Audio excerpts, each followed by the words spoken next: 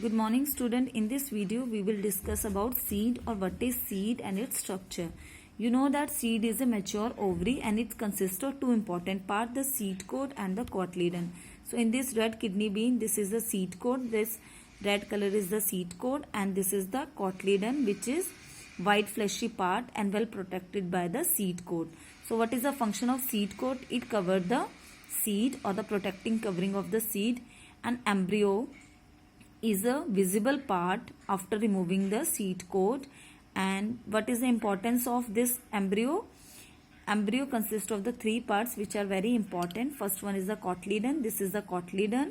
They are generally the fleshy one and reserve the food or store the food for the growing seedling.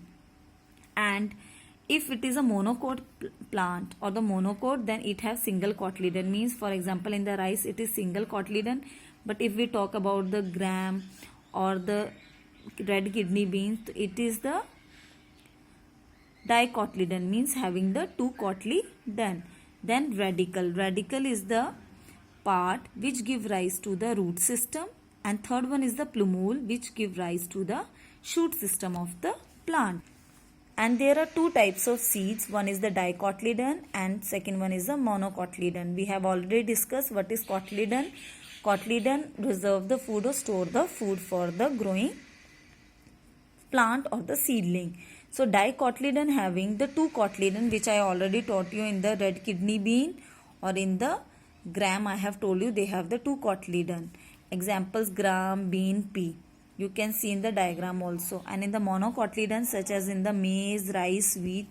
Rice I have already shown you, they are the monocotyledon, means they have the single cotyledon. And in most monocot seeds, the food is stored in another part called the endosperm. So here in the maize plant, you can see this is the endosperm. When you are eating the corn or the maize, you can see this yellowish white part, that is known as the endosperm, which store the food, and when you eat it, it is little bit sweet in taste.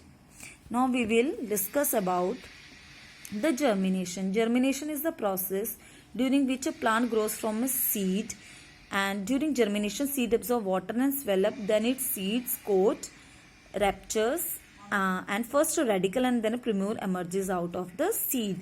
So you can do this activity at home. I have sowed so many seeds and you can see small outgrowths also come, means first plumule and then radicle will come out. So you can do this activity at your home. Sprouts are being made by this process only.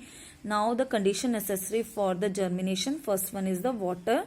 So dry seeds never germinate, so we have to soak them in the water, and water help in the process of germination. Then temperature also play an important role. A seed can need optimum 25 degrees Celsius to 35 degrees Celsius temperature. Then air or oxygen is also necessary, because oxygen is necessary for the respiration of germination or germinating seed. Respiration release energy by break down the stored food, and this food is needed by the plant. You can do this activity at home also. You can study this activity and you can repeat this at home also. Then types of seed germination. So there are two types of seed germination. One is apigeal germination, which is found in bean and sunflower.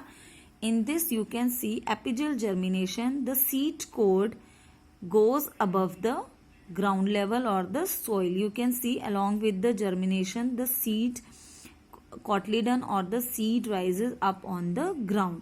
This type of germination you can see in brown and sunflower.